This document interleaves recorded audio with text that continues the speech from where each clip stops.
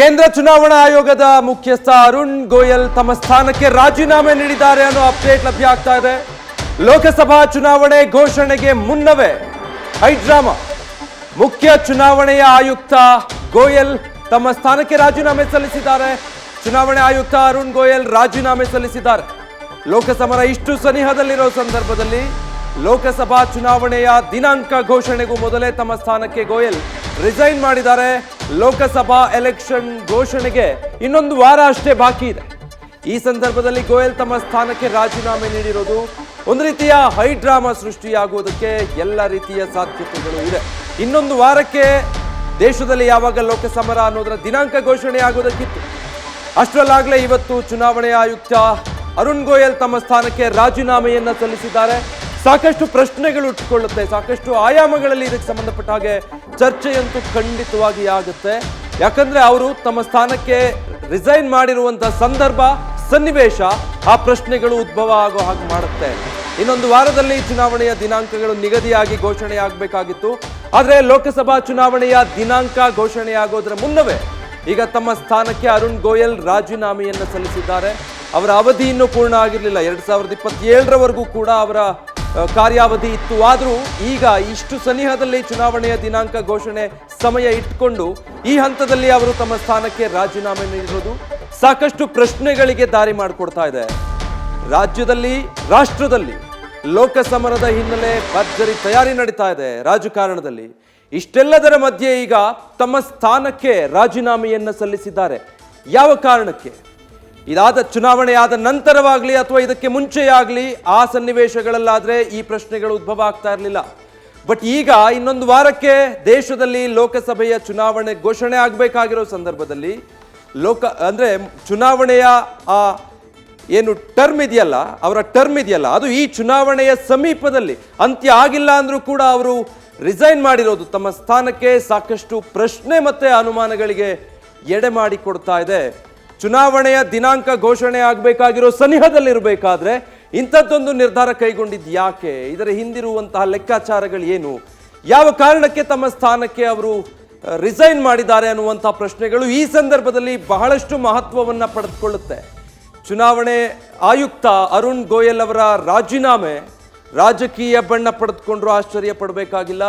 ರಾಜಕೀಯ ಹೈಡ್ರಾಮಾಗಳು ಇದರಿಂದ ಸೃಷ್ಟಿಯಾದರೂ ಕೂಡ ಆಶ್ಚರ್ಯ ಏನಿಲ್ಲ. ಸಂದರ್ಭ, ಸನ್ನಿವೇಶ ಆಗಿರೋದ್ರಿಂದ ಈಗಾಗಲೇ ಪಕ್ಷಗಳೆಲ್ಲ ತಮ್ಮ ಅಭ್ಯರ್ಥಿಗಳನ್ನು ಫೈನಲ್ ಮಾಡಿ ಮೊದಲ ಪಟ್ಟಿ ಬಿಡುಗಡೆ ಮಾಡಿ ಎರಡನೇ ಹಂತದ ಪಟ್ಟಿ ಬಿಡುಗಡೆಗೆ ಸಿದ್ಧತೆ ನಡೆಸ್ಕೊಳ್ತಾ ಇದ್ದಾರೆ.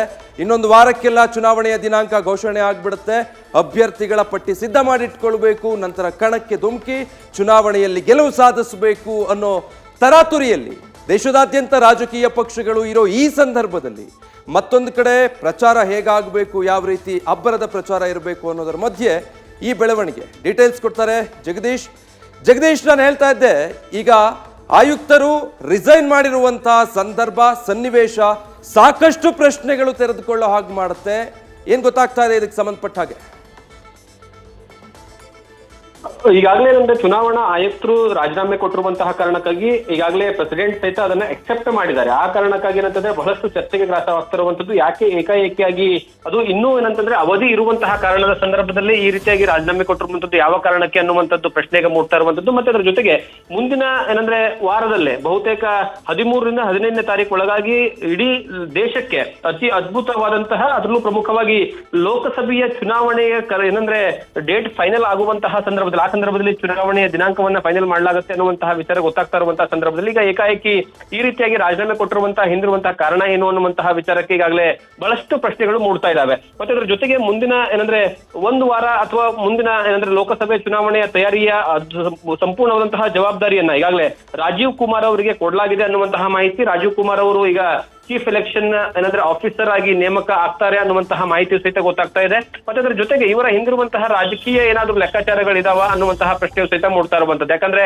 ಈ ಹಿಂದೆಯೂ ಸಹಿತ ಇವರು ವಿಚಾರವಾಗಿ ಬಂದಂತಹ ಸಂದರ್ಭದಲ್ಲಿ ಅಂದ್ರೆ ಇವರ ಹೆಸರು ಏನಂದ್ರೆ ಚುನಾವಣೆಗೂ ಸಹಿತ ಇದು ಬರಬಹುದು ಅನ್ನುವಂತಹ ಲೆಕ್ಕಾಚಾರ ಈ ಕಳೆದ 2 ವರ್ಷಗಳ ಹಿಂದೆ ಕೇಳಿ ಬಂದಿತ್ತು. ಆದ್ರೆ ಈಗ ಏಕಾಏಕಿ ಈಗ ರಾಜೀನಾಮೆ ಕೊಟ್ಟಿರುವಂತದ್ದು ಮತ್ತೆ ಲೋಕಸಭೆಯ ತಯಾರಿಯ ಸಂದರ್ಭದಲ್ಲಿ ಈ ರೀತಿಯಾಗಿರುವಂತದ್ದು ಬೆಳವಣಿಗೆ ಬಹಳಷ್ಟು ಏನಂತಂದ್ರೆ ಕುತೂಹಲಕ್ಕೆ ಕಾರಣ ಆಗಿದೆ. ಮತ್ತೊಂದು ಕಡೆಗೆ ಬಹಳಷ್ಟು ರಾಜ್ಯಗಳಲ್ಲಿ ಅದರಲ್ಲೂ ಪ್ರಮುಖವಾಗಿ ಸೋಮವಾರದಿಂದ ಬುಧವಾರವರೆಗೆ ಅಂದ್ರೆ ನಾಡಿದ್ದು ಸೋಮವಾರದಿಂದ ಬುಧವಾರವರೆಗೆ ಇವರೇ ಏನಂದ್ರೆ ಚುನಾವಣಾ ಅಧಿಕಾರಿಗಳು ಹೋಗಿ ಜಮ್ಮು ಕಾಶ್ಮೀರದಲ್ಲೂ ಸಹಿತ ಚುನಾವಣೆಯ ತಯಾರಿಗಳನ್ನ ಸಹಿತ ನೋಡ್ಕೊಂಡು ಬರಬೇಕಾಗಿತ್ತು. ಮತ್ತೆ ಉಳಿದಿರ್ತಕ್ಕಂತಹ ಬೇರೆ ಬೇರೆ ರಾಜ್ಯಗಳಲ್ಲೂ ಸಹಿತ ಚುನಾವಣೆಯ ತಯಾರಿಯ ಸಂಪೂರ್ಣವಾದಂತಹ ವಿವರಗಳನ್ನ ಇವರ ಮೂಲಕವಾಗಿ ಪಡ್ಕೊಳ್ಬೇಕಾಗತ್ತೆ.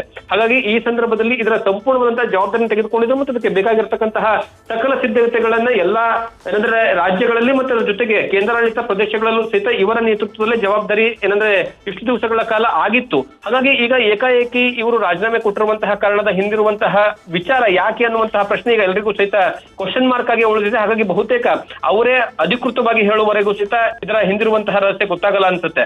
ಹಾಗಾಗಿ ಈಗ ಸದ್ಯಕ್ಕಿರುವಂತಹ ಪ್ರಶ್ನೆ ಇದನ್ನ ಏನಂದ್ರೆ ಯಾವ ರೀತಿಯಾಗಿ ರಾಜಕೀಯ ಪಕ್ಷಗಳು ತೆಗೆದುಕೊಂಡು ಹೋಗ್ತವೆ, ಅದರಲ್ಲೂ ಪ್ರಮುಖವಾಗಿ ವಿರೋಧ ಪಕ್ಷಗಳು ಯಾವ ರೀತಿಯಾಗಿ ತೆಗೆದುಕೊಂಡು ಹೋಗ್ತವೆ, ಮತ್ತೆ ಅದ್ರ ಜೊತೆಗೆ ಇವರ ಸ್ಟೇಟ್ಮೆಂಟ್ ಏನ ಬರುತ್ತೆ, ಯಾವ ಕಾರಣಕ್ಕಾಗಿ ರಾಜೀನಾಮೆಯನ್ನ ಕೊಟ್ಟರು ಅನ್ನುವಂತಹ ಪ್ರಶ್ನೆಯೂ ಸಹಿತ ಏನಂದ್ರೆ ಕ್ವಶನ್ ಮಾರ್ಕ್ ಆಗಿರುವಂತಹ ಕಾರಣಕ್ಕಾಗಿ ಇವರಿಂದ ಅನಿಸಿಕೆ ಏನು ಮತ್ತೆ ರಾಜೀನಾಮೆ ಪತ್ರದಲ್ಲಿ ಕೇವಲ ಮೆನ್ಷನ್ ಮಾಡಿರುವಂತದ್ದು ನಾನು ನನ್ನ ಸ್ಥಾನಕ್ಕೆ ರಾಜೀನಾಮೆಯನ್ನ ಕೊಡ್ತಾ ಇದ್ದೀನಿ ಅನ್ನುವಂತಹ ವಿಚಾರವನ್ನ ನೇರವಾಗಿ ಪ್ರೆಸಿಡೆಂಟ್ ಅವರಿಗೆ ಪತ್ರವನ್ನ ಬರೆದಿರುವಂತಹ ಕಾರಣಕ್ಕಾಗಿ ಈಗ ಮುಂದಿರುವಂತಹ ಯಕ್ಷ ಪ್ರಶ್ನೆ ಇದರ ಹಿಂದಿರುವಂತಹ ಕಾರಣ ಏನು ಮತ್ತೆ ಅದರ ಜೊತೆಗೆ ಮುಂದಿನ ಏನಂದ್ರೆ ಲೋಕಸಭಾ ಚುನಾವಣೆಯ ತಯಾರಿ ಯಾವ ರೀತಿಯಾಗಿ ಯಾರು ಏನಂದ್ರೆ ಸಮರ್ಪಕವಾಗಿ ನಿಭಾಯಿಸ್ತಾರ ಅನ್ನುವಂತಹ ಪ್ರಶ್ನೆ ಮೂಡ್ತಾ ಇರುವಂತದ್ದು. ವಿಜಯ್, ಜಗದೀಶ್, ನೀವು ಹೇಳಿದಾಗೆ ಅವರು ರಾಜೀನಾಮೆ ಪತ್ರದಲ್ಲೂ ಏನು ಉಲ್ಲೇಖಿಸಿಲ್ಲ, ಅವರೇ ಹೇಳೋವರೆಗೂ ಕಾರಣ ತಿಳಿಯೋದಿಲ್ಲ. ಹೌದು, ಬಟ್ ಈ ಸಂದರ್ಭದಲ್ಲಿ ಯಾವ ರೀತಿಯ ವಿಶ್ಲೇಷಣೆಗೆ ಚರ್ಚೆಗೆ ಈ ಬೆಳವಣಿಗೆ ಒಳಪಡ್ತಾ ಇದೆ ಅಂತ?